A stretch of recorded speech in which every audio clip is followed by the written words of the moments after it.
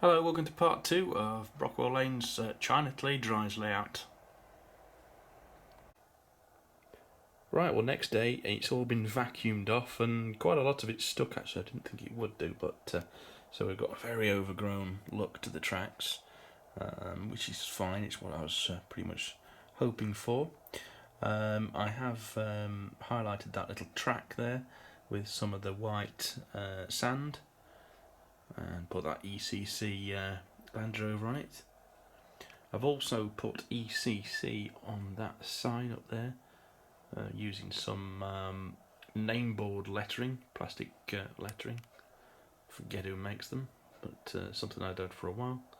I've also put a bit of this greenery up the side of the building there on that centrepiece, make it look a little bit more overgrown. I might do a bit more around the chimney area as well.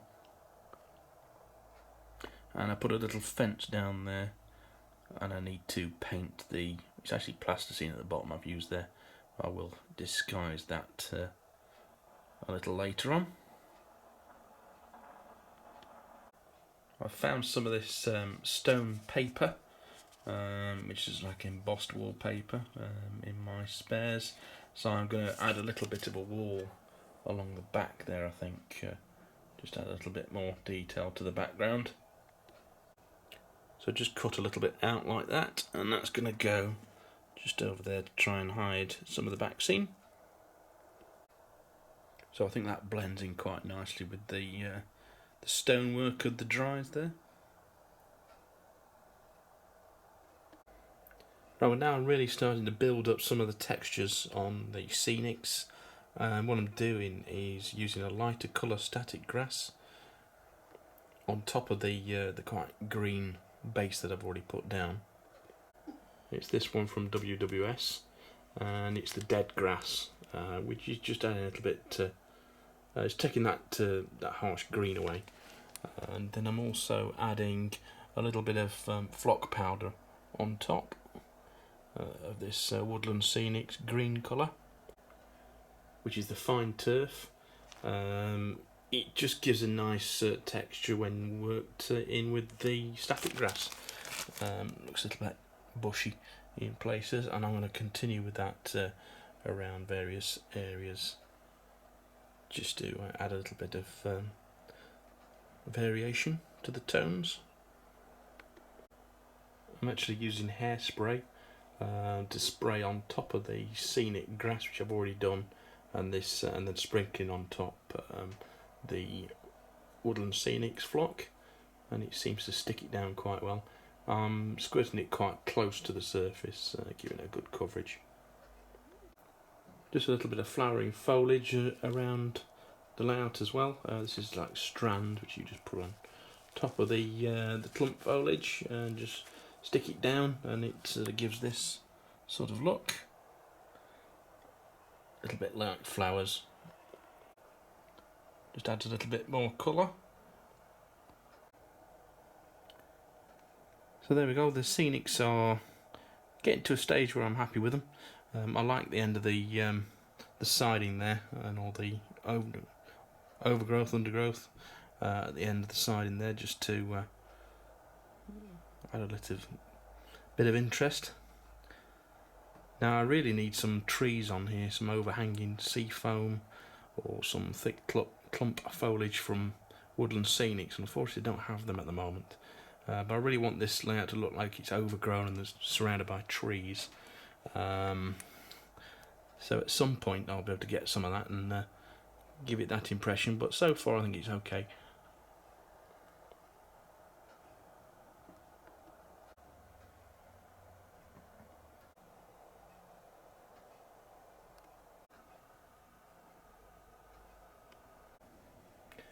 Well, it's time to put a bit of industrial decay in there, so I found these legs off of my quarry building, which is on my 009 actually, which I chopped down to fit the 009 wagons because it was designed for HO.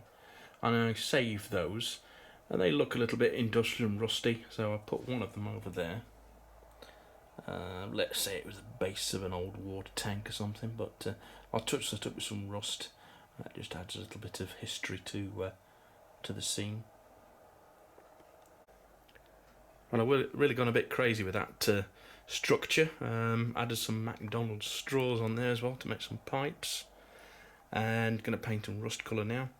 And that there's all sorts of things like this in, for example, I've been to Peak District looking at old mines and things, and there's always ironwork, and you're not quite sure what they used to do, but sort of cut up and left pieces sticking out of the ground. I think it's meant to be an old water tower of some sort.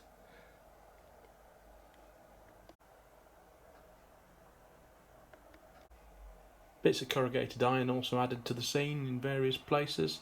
Left white, but will be painted a rust colour as well. Another one over here, just stood by the dries there. And I've also used the same material to start building a little bit of a low relief building on that side as well, and a bit of McDonald's straw again. I just put the wagons on just to see how it looks with a bit of rolling stock on there.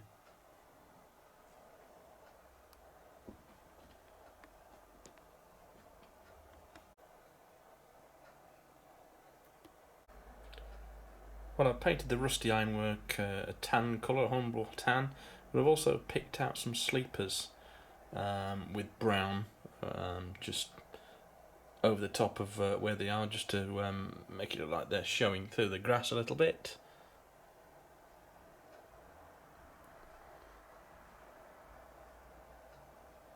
I'll just put a class 22 on there as well to see how that looks.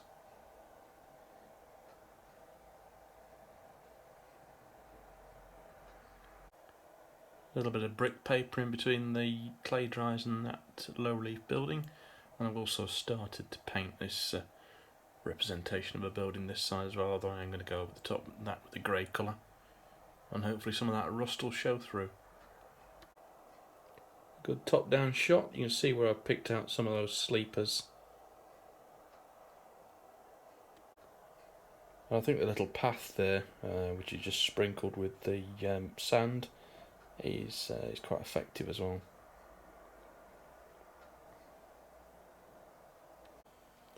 So I think we'll leave it there for this part. Join me in part 3 and see if we can get some trains running. Thank you very much for watching. See you next time at Brockwell Lane. Bye bye.